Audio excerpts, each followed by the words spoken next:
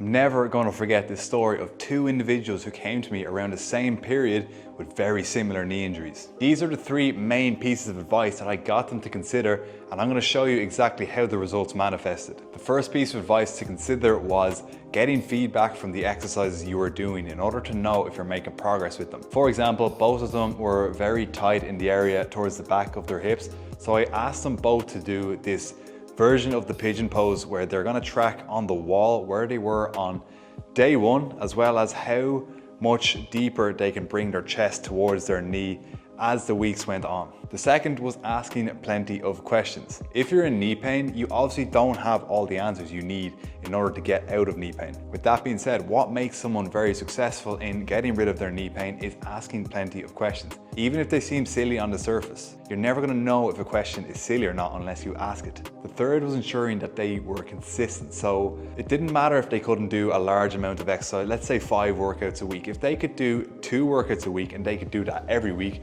that was so much more effective. The results are quite striking for these two particular individuals, because the first individual felt that he would know if he was making progress. So go back to the first piece of advice. He thought he would know if he was making progress, so he didn't feel the need to measure things. I didn't get to answer any of his questions because the questions weren't being asked. And third, although this individual made a really good start, he did 5 workouts in the first week, he wasn't able to maintain this cadence. So the second week it was less workouts, the third week there were no workouts. This was completely different to the second individual who, although he led a busy lifestyle, he prioritized getting 2 workouts in a week, and he made sure to do that every week. With regard to the feedback, he measured every exercise that he was doing, and he even got a rehab ruler because for him it was important to prioritize knowing if his knee flexion was improving from week to week. And then he also asked me plenty of questions. He wasn't afraid to ask questions. He wasn't afraid if it was silly or not. And because of this, he was able to get so much more clarity on his specific situation, which made him so much more enthusiastic when approaching his training. As you might have guessed, the first individual did not make much progress,